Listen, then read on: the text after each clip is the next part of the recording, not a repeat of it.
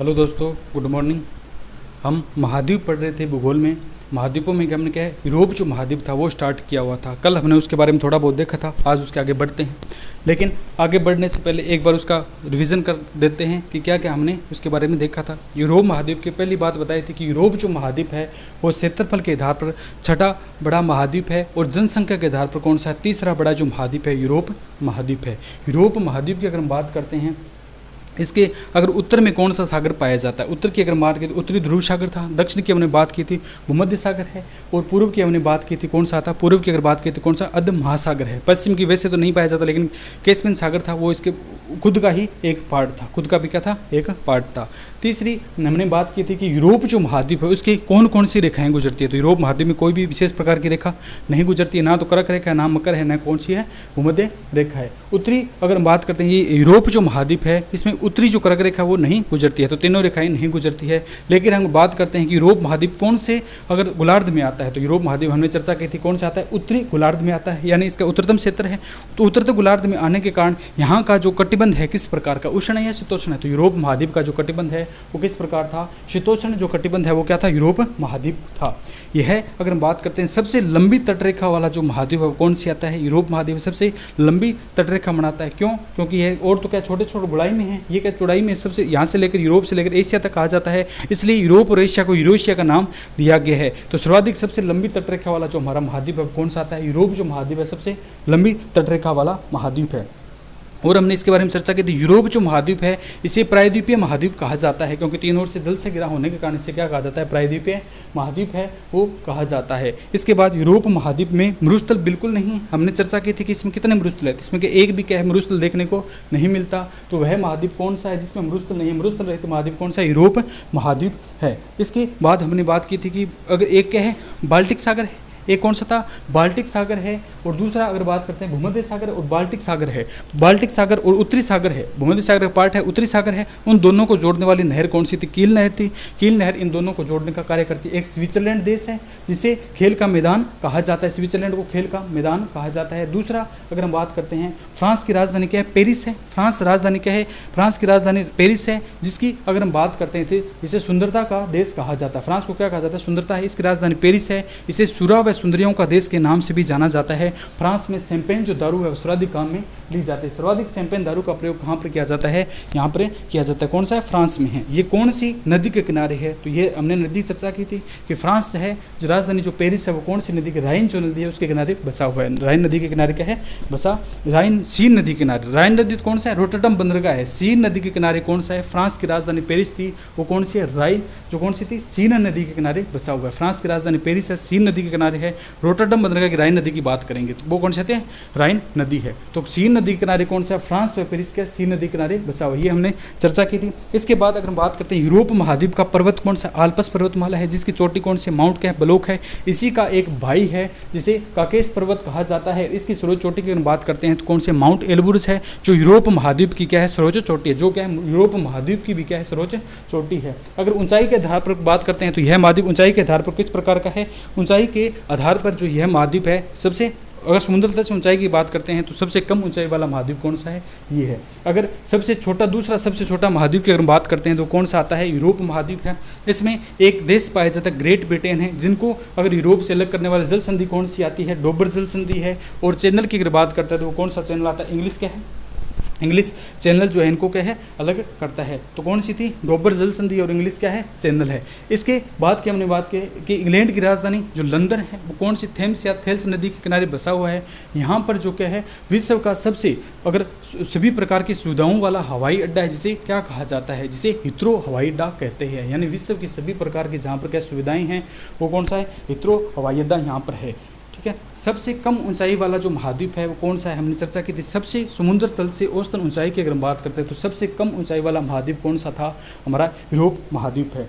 इसके बाद की अगर बात करते हैं तो स्विट्जरलैंड का हमने चर्चा कर लिया। स्विट्जरलैंड को क्या कहा जाता है, स्विट्जरलैंड को यूरोप का एक स्विट्जरलैंड देश है जिसे खेल का मैदान के नाम से जानते हैं, जिसे किसके खेल के मैदान के नाम से जानते हैं। इसके बाद अगर हम बात करते हैं कि एशिया को यूरोप से अलग करने वाला पर्वत कौन सा था, यूराल पर्वत है। हमने कल चर्चा की थी कि यूराल जो पर्वत है वो एशिया एशिया को क्या करता है, यूरोप से क्या है अलग करता है, यूरोप को क्या है एशिया से अलग करता है। ये हमने मुख्य मुख्य बातें देखी थी और इसमें हमने देश देखे थे कि यूरोप महाद्वीप में देशों की संख्या कितनी है 50 है।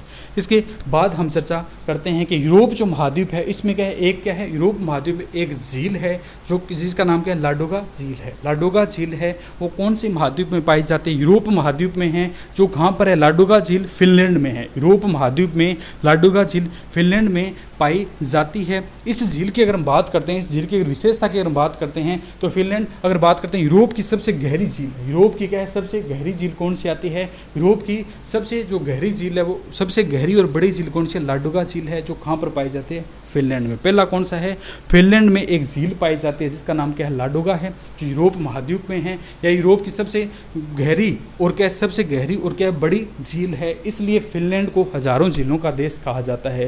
प्रश्न पूछ लिया जाता है कि यूरोप महाद्वीप में हजारों झीलों का देश किसे कहा जाता है, तो यूरोप जो महाद्वीप है उसमें हजारों झीलों का देश किसे कहा जाता है, फिनलैंड को हजारों झीलों का देश कहा जाता है।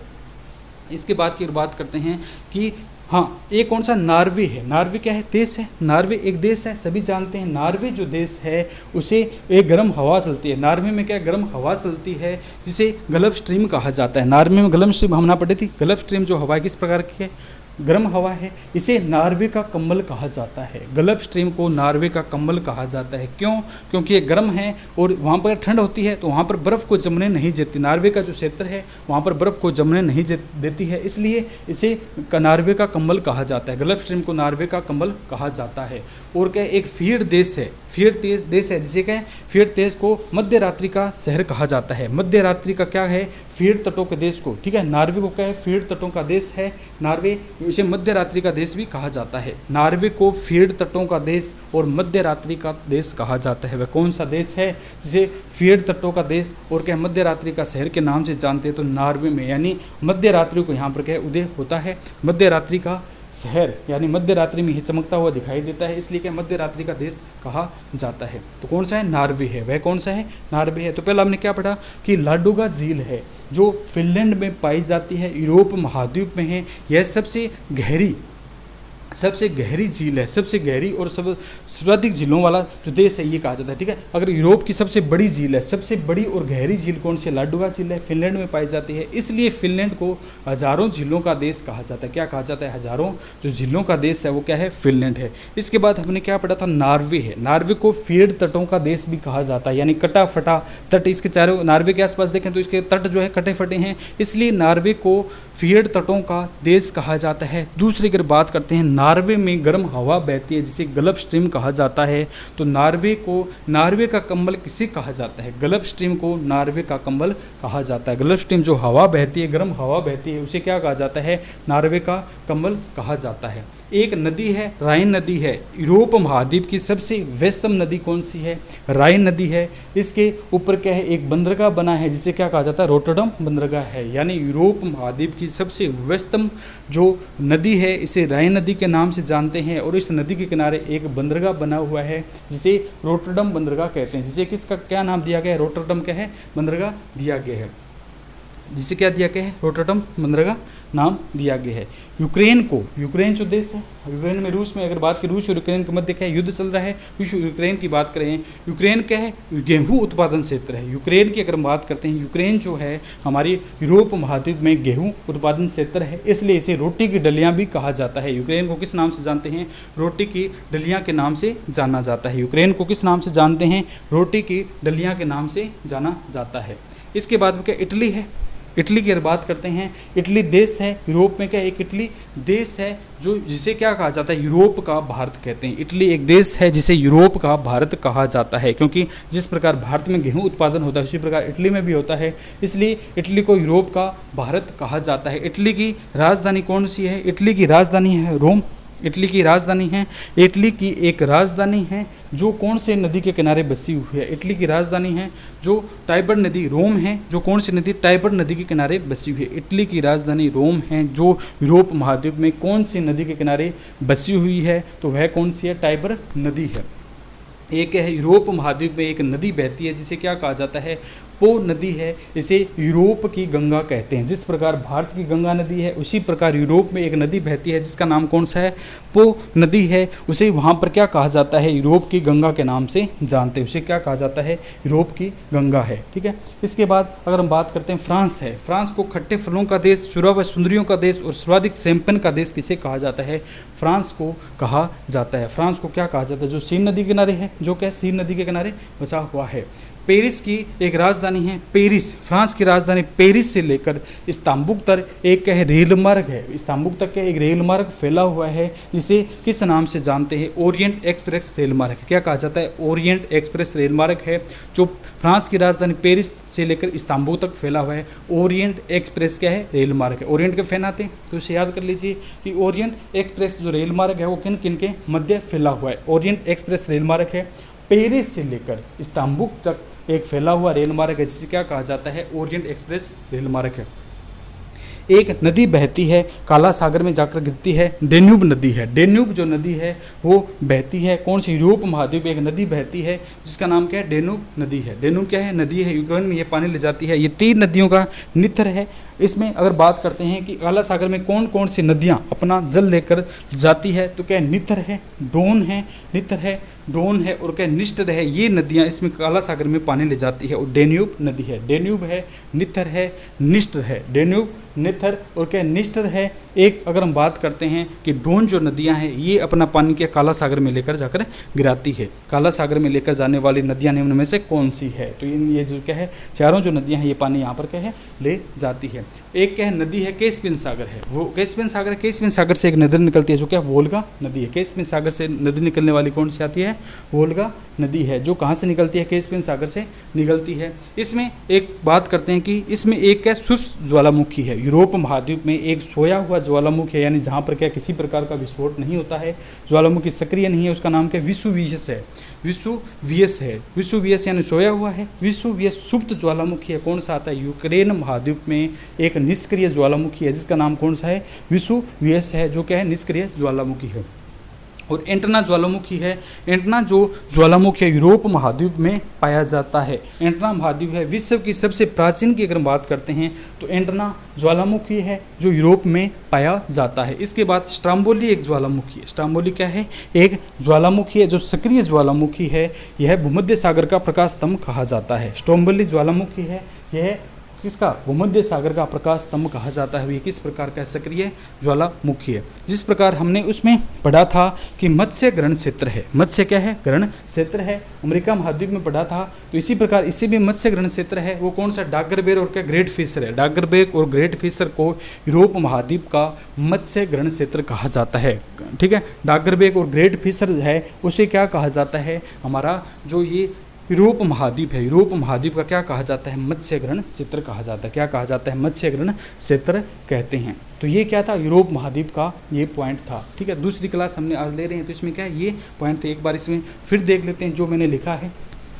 पहला पॉइंट तो हम चलते हैं, पीछे तो हमने रिवीजन किया था, पिछली क्लास का रिवीजन किया था, उससे आगे बढ़ते हैं कि यूरोप जो महाद्वीप है इसमें एक झील पाई जाती है जिसका नाम क्या है, लाडोगा झील है, जो कहाँ पर है, फिनलैंड में है।